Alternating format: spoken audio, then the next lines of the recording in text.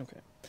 You mentioned about how you think that the administration is attacking Catholics in an election year. Obviously, this is an election year.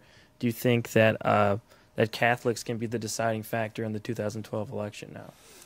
The Catholics are the largest single faith, in the United States as Christians, but it's not. Again, it's not just for Catholics at this point. Glenn Beck has a very, very good short video out on. You can get it on YouTube. It's "We're All Catholic Now." Glenn Beck said, "I'm a Mormon. I don't necessarily believe everything that Catholics believe, but as a person of faith, as a person of goodwill and conscience, he sees we're all Catholic. This affects everyone, all people of goodwill. But this is particularly pressing on the Catholics because virtually the Catholics are, as Cardinal George said, really the only ones who really hold about contraception. I mean, really hold that and believe that. But everybody is involved because this is, tip of the iceberg here. But the Church does not, it transcends political parties. The Church is not a political entity, and it does not endorse political parties or political candidates. We look at principles.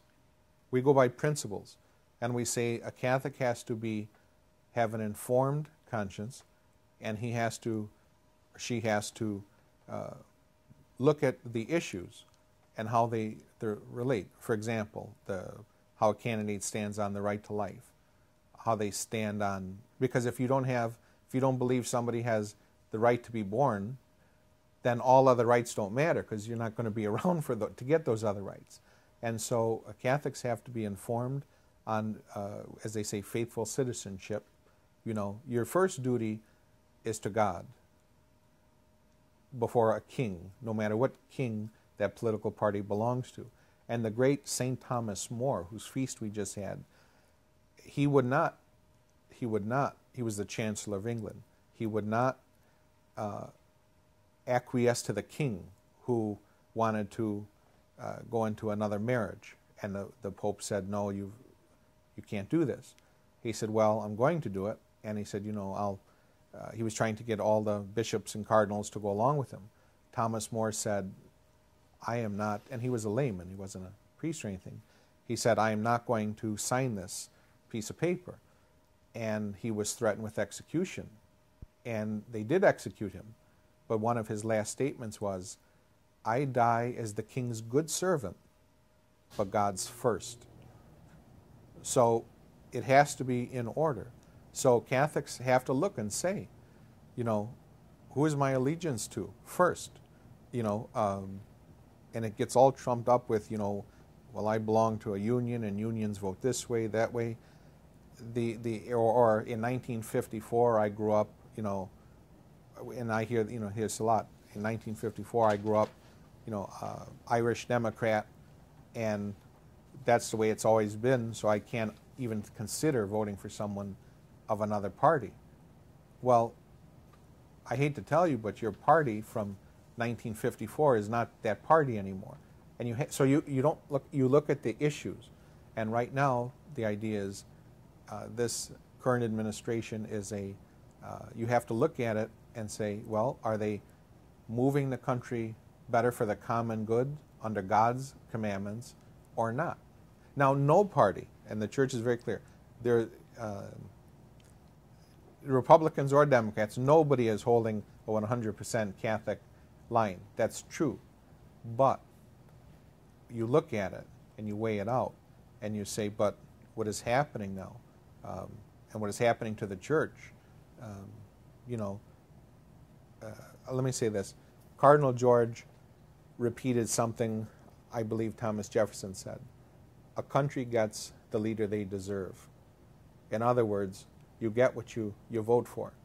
And what we have here is, what we find ourselves in is we're being crushed with a radical secular ideology, which is just trouncing on everything. And people have to decide, what am I going to hand my children and grandchildren? And see, the people who understand this are the people who understand history. Cardinal George said when in the year 2000, I was in my first year in the seminary, and Cardinal George said to us, in 15 years, it'll probably be almost impossible to live your faith, Catholic faith, in the public square, because he understood and understands the history of how these things develop and how secular ideologies first go after the faith. That's the first thing they do, is go after the faith. And Father Benedict Rochelle, he spoke to us, and he's very old now, but in the year 2000 he said to us, again, he's a holy man who understands history. He said, men, to us, he said, I am an old man, and I probably will not live to see it. But you guys are still in the seminary, you're young men. I believe that in the coming years, it is going to be a very painful but very glorious time for you, because you're going to have an opportunity to stand up for your faith in a very hostile culture. You know, and that's what we're seeing now. And the Lord is calling us, all of us, to choose Him and stand up for our faith.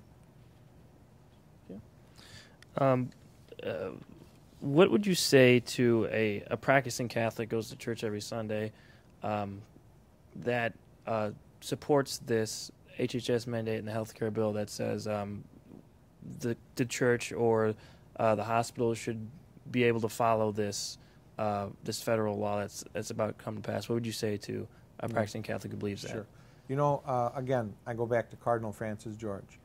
He wrote a beautiful, well-written article in the New World, that's our Catholic Chicago newspaper, just recently. And he said when people write him letters like that of, you know, you don't speak for me and the church doesn't speak because I'm all for these things, he put it like this: the bishops don't presume to speak for every baptized Catholic. They do presume to speak for the apostles. And if you want to follow those things and believe those things, you're free to do that. But don't call yourself Catholic, you know. And so do we believe the faith the Lord has handed on? And if you agree with contraception, for example, abortion, sterilization, or not, if you agree with it or not, again, that's not the issue. Ultimately, the issue is the government has no right to force you to do those things against your conscience, because what's next? You know, and that just goes downhill from there. What is St. James and other local churches around the area doing? I mean, not just Chicago, but Southland, Chicago area, doing to stand up for the cause that's happening right now? Sure. Well, the bishops have started, which ends on July 4th. It's called the Fortnight of Freedom. Fortnight is an old term for 14. So for 14 days, we are praying specific prayers for religious liberty. And I believe on July 4th, every church is to ring its bells in unison at noon. You know, but again, above all, it's to raise awareness of the issue, because the truth is, the secular media, for the most part, is not reporting this, or it's a lopsided conversation. It's a one-sided. They just give a clip, and a lot of the news media, they're just, quote, in the tank for this administration. So a lot of people just don't know what's going on. So the bishops are trying to inform us through the pews. The problem is, as the country has become more secularized, there's less people in the pews, and they're not there to hear it. And so they just don't care, they're not there to hear it. So we're trying to use other modes of the social media to get the word out and raise awareness. But above all, they're calling for prayer and fasting, because this is a battle against spirits, bad spirits. And only the Lord has the power to change human hearts. But ultimately, the hopeful thing here is, if you look at every secular or pagan dictator, two-bit dictator and everything who has ever tried to crush the church from Nero on, they are not here anymore, and the church still exists because it's Christ's church, and he promised to be, that the church would always, he would always protect it against the gates of hell till he returns. There's a little thing, I think it speaks powerfully to this. I want to end with this. When Pope Benedict XVI was elected,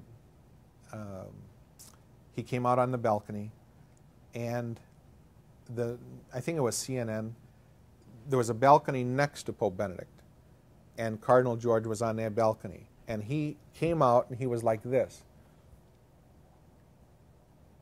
And they just captured him like this. Very pensive look on his face. And that picture went around the world of him on the balcony like that. So when he got back to the seminary, we were close to ordination.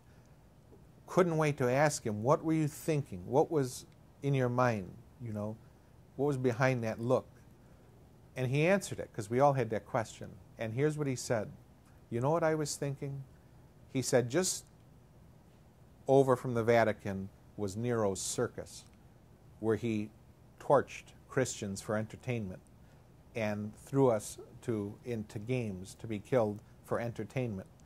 He said, and I thought to myself, where's Nero? He's gone, you know. Where is Diocletian? He's gone. Where are their armies? They're gone. And he went down the list. He said, every two-bit dictator throughout time who has tried to crush the church, they're all gone. He said, but right there, right on that balcony next to me is Peter. Peter is still here, and Peter remains. And so it will be, and so it will be. Is there anything else you think people need to know, or anything else you'd like to say? Just ask people what the bishops are saying. Please pray, because, again, our future of religious freedom and faith and the practicing of our God-given right, faith in the public square, is in grave danger. I mean, over a century, look at what the religious sisters did. They built all these hospitals. We're the single largest provider of health care in the country. Built all these hospitals, all these schools. We educate, feed, and heal more people than any other group in the United States. And for it cannot be dismissed and shut down with one stroke of an administrator's pen. You know, Cardinal George wrote that in his article. All of this that we've built in 100 years with our God-given rights cannot be taken away with one stroke of an administrator's pen, because that's his agenda, and he's got people to back him up in that. So people have got to understand the seriousness of this and vote accordingly, and if they want freedom, and they very simply have to pray and fast. Okay. All right. Excellent.